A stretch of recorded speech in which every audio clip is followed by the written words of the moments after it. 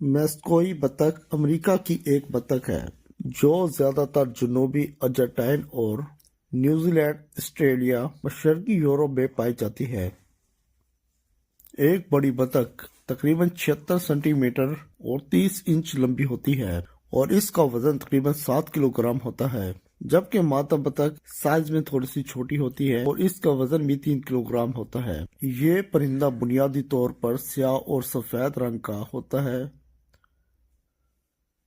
گردن اور سر پر سفید رنگ کی مقدار زیادہ ہوتی ہے، جو زیادہ تر پیلے، گلابی اور سیاہ رنگوں کے مرکب ہوتا ہے۔